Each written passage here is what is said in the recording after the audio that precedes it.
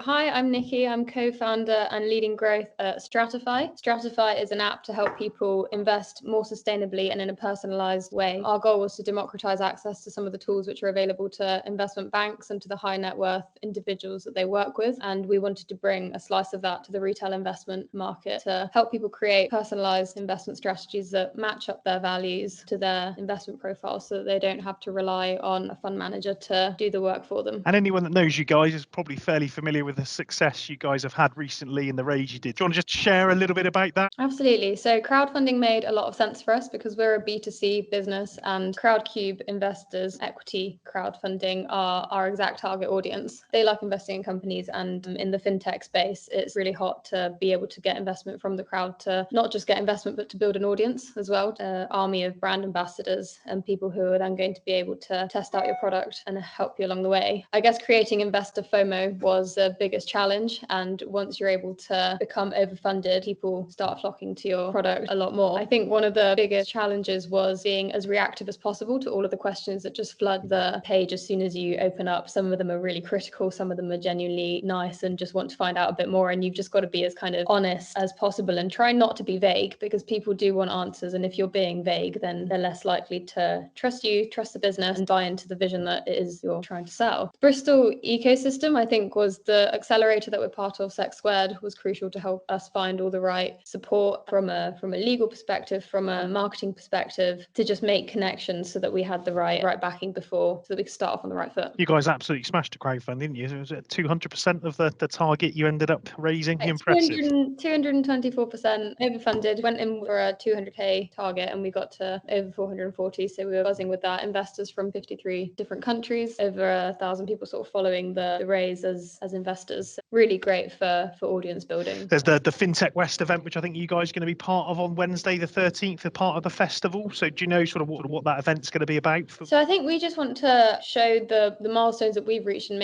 provide as much help as we can to other businesses going through the same stage through that event, by kind of just talking about the process that we went through and kind of sharing as much of the experience as possible. In particular, I think for female founders in the fintech space, this is really important, just to kind of give them another voice that can be heard in the space. I mean, yeah, if anything, it's just network building, sharing kind of milestones so that other people can move faster and not come across the same problems. I think that's what's really cool about Bristol, isn't it? The Southwest is the fact that everyone's so collaborative. Yeah, it's really tight knit and it's not comparable to anywhere else in the UK. And have you been to one of the technology festivals before in the past, or is this the first one? I've seen a lot of the virtual stuff which has happened, but I've never been to one in person. So anything else you want to run over at all? The support that David from Hargreaves has given us has been invaluable to kind of helping us from a regulatory side of things. And this is another reason the network in Bristol is so special, because it really lets you sort of tap into so many different expertise you might not necessarily have, and kind of just gives you access to all those places and people.